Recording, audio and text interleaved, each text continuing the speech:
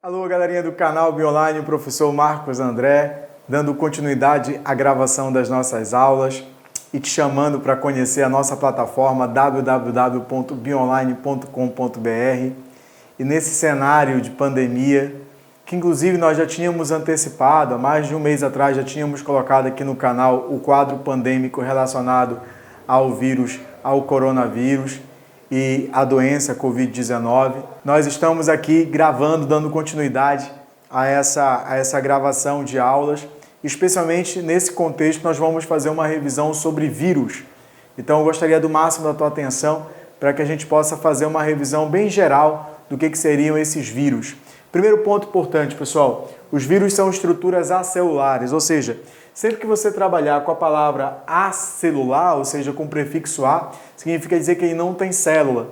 Então o vírus não tem uma estrutura celular típica, não apresenta membrana, não apresenta citoplasma. É justamente em função disso que muitos autores sequer classificam os vírus como seres vivos, porque muitos deles seguem a ideia da teoria celular. A teoria celular defende que todo ser vivo obrigatoriamente precisa ter uma ou mais células.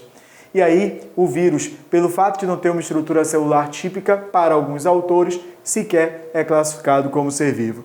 Os vírus são denominados parasitas intracelulares obrigatórios.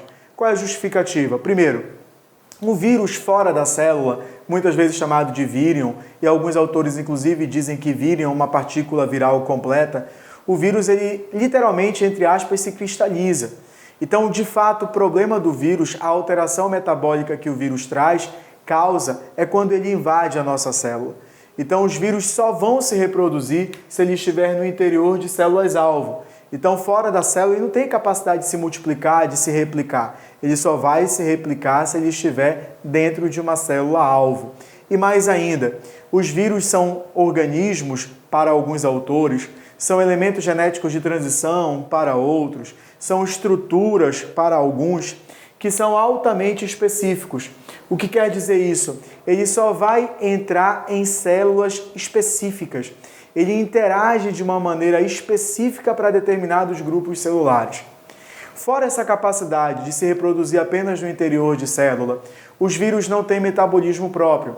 Então a célula-alvo vai ser responsável pela produção de todos os componentes, todos os compostos, todas as substâncias que fazem parte da estrutura viral. É a célula-alvo que vai ser responsável pela produção de uma nova partícula viral desde o momento que ele entrou na célula, obviamente. Além disso, os vírus têm material genético, DNA ou RNA. Então existem vírus de DNA fita simples, vírus de DNA fita dupla, vírus de RNA fita simples, vírus de RNA fita dupla, vírus de DNA fita duplo com RNA intermediário. Então existem várias classes de vírus que hoje em dia são classificados de acordo com o seu material genético. Galerinha, atenção para o que eu vou comentar. O vírus, por apresentar DNA ou RNA, ele é suscetível à mutação e, consequentemente, ao processo de evolução. Daí o porquê o nome novo coronavírus. Era um vírus que já existia, que sofreu mutação e passou a ser agora um agente no qual a maioria das pessoas não tinha entrado em contato com ele e, consequentemente, gerou um desequilíbrio metabólico, gerando uma síndrome respiratória aguda, onde o maior problema relacionado a esse vírus e à doença Covid-19 é justamente aquelas pessoas que têm problemas renais, são pneumopatas, cardiopatas, asmáticos, etc. Então, justamente esse grupo que tem a letalidade significativamente maior desse vírus. Então, novo coronavírus é porque é um vírus que já existia e por conta de uma nova mutação surgiu um vírus novo onde as pessoas não tinham entrado em contato e, consequentemente, não apresentam uma resposta imunológica ainda para esse vírus. Qual é a estrutura básica de um vírus? O vírus ele apresenta um envoltório e esse envoltório ele é chamado de capsídeo. O capsídeo tem a propriedade de ser formado basicamente por proteínas. Muitos autores dizem que são formados por unidades chamadas de capsômeros. Esse capsídeo, pessoal, ele vai albergar o material genético do vírus. Ele vai albergar o material genético do vírus. E aí esse material genético pode depender, pode ser o DNA ou pode ser o RNA. Alguns vírus, como é o caso, por exemplo, do HIV, apresentam um envoltório, apresentam um envelope. E esse envelope viral, ele vai conter diversas proteínas virais, e essas proteínas virais, elas são interessantes porque são elas que determinam a especificidade da ação desse vírus. Cuidado, quando eu faço referência ao bacteriófago, eu sei que o bacteriófago é um vírus específico para as bactérias. Aqui eu estou colocando para vocês um exemplo do HIV. O HIV, ele apresenta algumas enzimas. Uma delas é a famosa transcriptase reversa. Transcriptase reversa. Cuidado, qual é o papel da enzima transcriptase reversa? Ela pega o material genético do vírus, que é o RNA, e utiliza como molde para a síntese do DNA. É isso aqui que a transcriptase reversa faz. Além dessa enzima, o HIV apresenta uma integrase, que vai pegar o DNA sintetizado a partir do RNA e juntar ao DNA da célula. Nós vamos observar uma outra enzima chamada de protease. É essa enzima que vai formar as proteínas virais para formar um novo vírus e assim liberar da célula.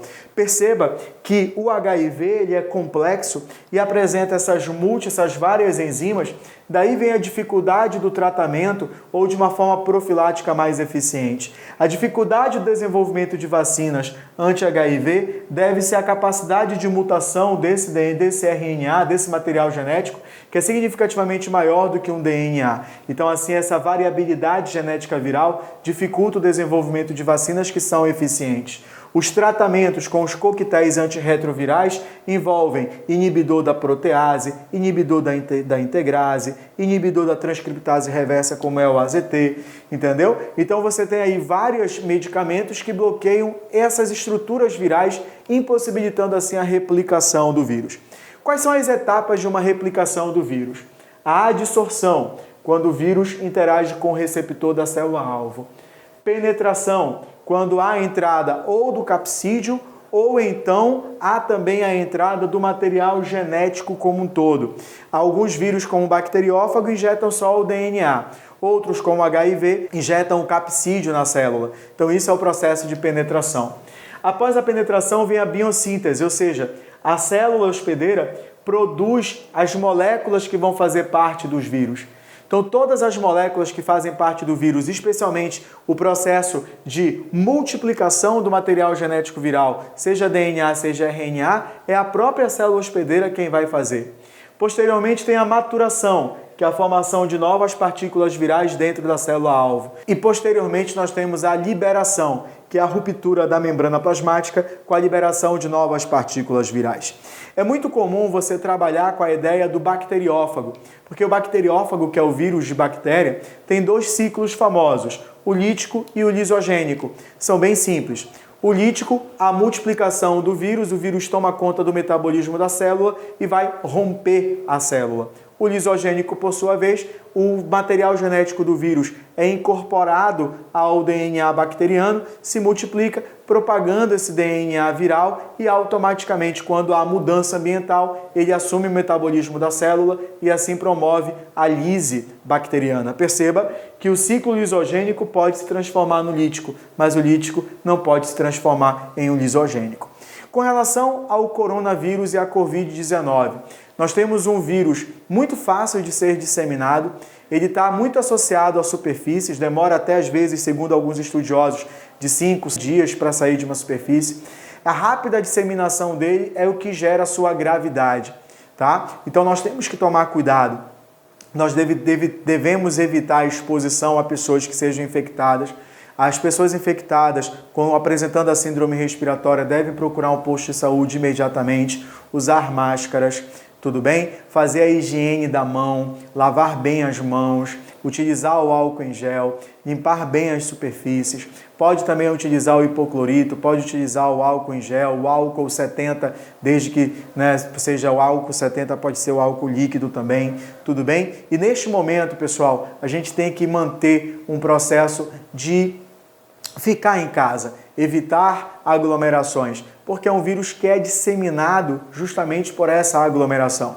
e, sobretudo, está associado à tosse, a espirro, a processos diarreicos, a febre, a dificuldade respiratória e há, evidentemente, um grupo de risco. Esse grupo de risco envolve idosos, especialmente acima de 60 anos de idade e, mais precisamente ainda, aqueles idosos que têm algum tipo de doença predisponente, uma síndrome que faz com que o sistema imunológico esteja deprimido, pessoas com problemas pneumológicos, problemas pulmonares, pneumopatas, cardiopatas, pessoas que têm insuficiência renal crônica. Para essas pessoas, infelizmente, a letalidade do vírus é maior. Então a gente precisa ficar em casa para evitar a disseminação desse vírus, reduzir a contaminação comunitária desse vírus e assim, daqui a algum tempo, a gente viver tranquilamente saindo desse estágio de pandemia.